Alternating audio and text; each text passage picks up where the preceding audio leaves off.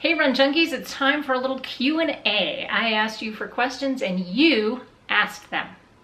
I asked you and you asked, makes sense to me. So if you have further questions for me at the end of this video, please leave those in the comment section down below. Please hit that thumbs up if you like this video and subscribe, hit that notification bell so you don't miss any more great stuff right here. But I'm not gonna waste any more time. Let's get right into some questions, shall we? I've got my coffee, I've got my laptop, and I got a lot of questions. Okay, starting off with William. He had a hand injury that required some surgery, and he wasn't allowed to do any heavy lifting or any running while he was recovering from that surgery. So his question is, how can I work to stay active so I'm able to do more activities as I heal? I think a lot of us have this question, right? Because when we are injured or have surgery or something's gone against what we would like as runners, and we're forced to take some time off. We don't want to lose fitness, but we want to recover safely. First off, here's my disclaimer. I'm not a doctor. I'm not at all qualified to offer up diagnosis or recovery practices or anything like that. So I would first off check with your physician. That said, I can give you some questions that can kind of help you with what to ask your doctor. So anytime we go through surgery, we are putting stress on our body, and your doctor is going to be able to give you a recovery plan that's going to help you without injuring you further. So my question that I would encourage you to ask your physician, if low impact activities like brisk walking, ask if that's okay. If you have access to a fitness center, then it may be a recumbent bike where you're not putting pressure on your hands, you're sitting back in a chair like this, that might be okay. And keep following up with your physician to see how you're progressing in your recovery. So when you're cleared to come back to running, make sure that you're also doing so safely. Next question, Laura. So how do you attach a bib to a bib belt, and how do you keep that bib from flipping up while you're running? Are there any tips or tricks I need to know? I love bib belts, and I prefer them to safety pins on my shirt. I just find that I like them hanging down a bit lower. The only problem with bib belts is that you are leaving the bottom of the bib somewhat loose, and it hangs from, the top edge. So sometimes that bib will flip up if the wind is right, and it will obscure the number. So there are a couple of ways you can avoid this. The first thing that I always am very cognizant of is sitting down like this. If I'm just sitting in a chair and I have my bib on, then it may wrinkle and crumple up a little bit. So any little fold might allow that bib to get some air under it, and then it will flip up. I also like to add a little bit of tape at the bottom across the nameplate, like clear adhesive tape, Scotch tape. That's all you really need. It adds a little bit of weight at the bottom, and it makes it a bit stiffer so it won't fold too easily. Okay, next question. Amy asks about nutrition. What are your favorites for dinner the night before a race, breakfast the morning of, during the race, etc.? First off, coffee all the time. So I'm not a nutritionist, and I'm not qualified to give you the kinds of answers that a registered dietitian or a certified nutritionist would give you. I can give you my favorites and what I'm used to the night before and before, during, and after a race. So the dinner the night before, I avoid heavy or rich foods. I don't want to eat too early that I'm hungry before I go to bed, and I don't want to eat too late that I'm still kind of sluggish the next morning. So I try to map out what time I'm eating. If it's a normal race morning, like 8 or 9 o'clock start, I'll eat around 6 p.m. If it's a Run Disney event, I try to eat earlier. But I do avoid heavy and rich foods.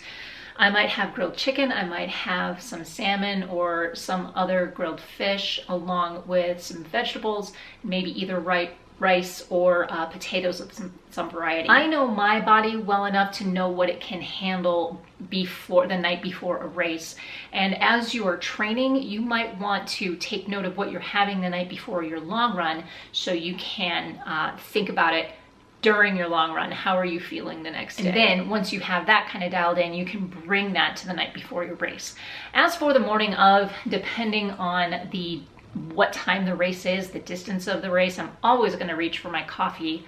but it will depend. That will depend on what else I have. If I'm awake for a while the morning of a race, say it's a Run Disney event, I might have an RX bar, a bar on the way to the race start on the bus. And then if I'm standing around and feel like I'm starting to get a little hungry, I may have a second bar. I will always carry a second bar with me. Sometimes I'll have half a bagel with nut butter, but more often than not, it's one bar. It's enough. During a race, I don't really do solid foods during a race. I don't do gels or anything like that anymore. I typically rely on fluid nutrition. For example, Noon Endurance is one of my go-tos for anything that's a half marathon or less. Anything above a half marathon, I'm going to switch over to a Tailwind Endurance formula. Now, after the race, a beer and a cheeseburger. Again, those are my practices. That's what I like to do. That is not for everyone. So Deanna asks, how do I plan a Run Disney weekend? When and how do I visit the parks while I also stay rested? Now that's its own video, and I've already done that. I did it a couple years ago. It's right here, and I will also leave a link to that in the description. For the short answer, here's what I got. So if possible, which it isn't always, I understand this, try to arrive the day before your first race. Actually, if you can arrive the day before you pick up your bib, that gives you even more time, and stay an extra day after your last race. A lot of times it's really hard to get back from the half marathon and check out of your resort all within that checkout time.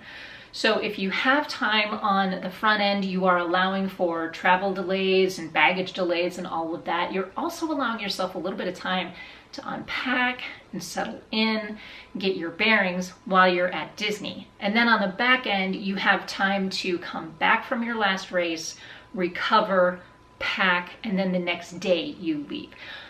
Again, it's not always possible, not just for budget, but for timing purposes. It's just one of the things that I like to do. Again, I can't always do it. The other thing I would suggest is after your race, go back to your hotel, clean up a little bit, and go back out to the parks for a couple of hours. What that's going to do is allow your body to that active recovery time and kind of flush all of the blah out of your system and keep yourself moving. Now, then after that, go back to your hotel room, relax a little bit. That's the point at which you might be able to take a nap if you have time. And then if you want to go back out to do dinner at the parks, that's a good time to do that. Either way, staying up for the fireworks is not the best idea. I know, because I've done it for an entire trip, and it had exactly the result that I expected. It did not end well. I was exhausted, and I do not recommend it. Just don't. Again, check out the video I did on this one a while back. Jenny B asks, I've done 5 half marathons in 2 years, and I'm wondering if you have any advice to help with undertaking a first marathon. That's a big step, isn't it? Now, recently I just did a video on how to PR the marathon. That is a separate thing. When we are undertaking our first marathon, we want to take a few things into consideration. First of all, I think you are in a really good place, Jenny, with the 5 marathons in the last couple of years. That's a really good place to be, a good jumping off point, especially if you've been consistent in your training at that half marathon level, that you've trained for those half marathons. So a couple of things about this. I wouldn't go into the marathon with hard time goals. Yes, you can think about it. You can dream. That is absolutely fine. I wouldn't set yourself up for setting a time goal. The first goal, in my estimation, should just be to finish. Just do the best you can, because that 26.2 miles is a very different animal. And your training plans are important. Your training runs are going to be extremely important. Finding the right training plan for you is also important. I'm going to leave a few of my favorite resources in the description below to get you started, but make sure that you have the right training plan for where you are, probably a beginner marathon training plan to finish the marathon. You want to make sure that the number of runs during a week are attainable for you, the mileage or the time is attainable for you, and that you can dedicate the time and energy to the training for however long that training plan is. A couple of other things. Please make sure that you're going into marathon training injury-free. You don't want to be fighting off injury as you're ramping up mileage. It's just going to aggravate the problem and not make it go away. So I would also recommend some good strength training and cross training, runner-specific cross training. So the kind of things that are going to activate your glutes and keep you strong on the run. Allison D asks the last question here. I'm really liking the monthly update. Thank you very much, Allison. My question, and she is open to anyone's input on this, so please leave comments in the box below if you have any input for her. I'm a new mom as of September and I work full time. I would really like to get back into a consistent running schedule. Any tips on working that in without tipping the scale? Allison, first of all, congratulations. This is such an exciting time for you. And it is probably ridiculously overwhelming as well. So I guess my first suggestion would be to look at your post-baby training life differently than you did pre-children, BC, before children, okay? Life's gonna be different from here on out, and it's hard to grasp that as we learn to be parents and balance everything else along with it. So maybe my first suggestion would be to start scheduling your runs like you would your doctor's appointments or your baby's doctor's appointments. Make sure you're scheduling in that time for you. Carve that out, because that is just as important for you to take care of yourself so you can take care of the people around you. Another suggestion I have is to find like a Mom and Me stroller training group. Stroller Strides is one that's local to me. I don't know if it's nationwide, but if you do a Google search for mom running groups, you may find that there are local groups to you. And it's just a great way, not just to get the fitness and the physical outlet in, but to meet other moms who might be struggling emotionally or mentally. And it's just a really good support system in this time. Also remember that it takes time to get that fitness back and find that routine again. And to be honest, that routine is going to continuously change. You might find that, oh, hey, I found a groove, and then something else changes, and then you have to find a groove all over again. That's parenting. Still, but like I said, it takes a while to get that fitness back, so go easy on yourself. Something is better than nothing, and I can tell you that getting those runs in, by the time I got to a certain point in my parenting journey, I needed that time. I needed that time alone to just kind of get away and have that self-care time for me. And it might not be about running. It might be about something else. Maybe you have a class that you go to, or maybe you just need to step away and do some self-care, whatever that looks like for you. But the thing that I think I want you to take away from this is that you are really important in this time. You might invest in a jog stroller, and what that does is it takes away all excuses. So make that decision carefully. But most importantly, I think I would recommend the book Run Like a Mother. Hang on, let me get it. In fact, I'm gonna recommend all three of them. So the book Run Like a Mother by Sarah Bowen Shea and Dimity McDowell. This beautiful yellow baby is 10 years old now.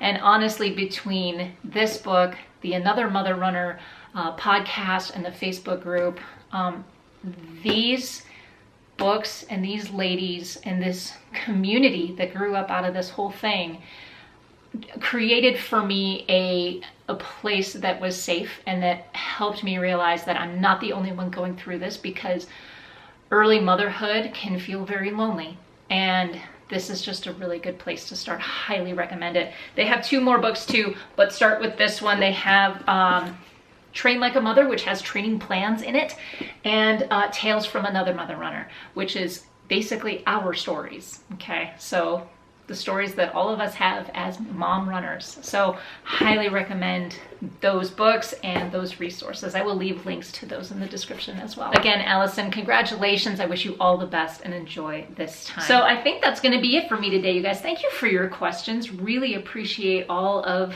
the questions that you brought forth. And if you have further questions that you would like for me to answer here in an upcoming video, please leave them in the comment section down below. Guys, that's going to be it for me today. Thanks so much for watching. Until I see you on the next one, remember that you are unlimited. Go find your awesome, and happy running.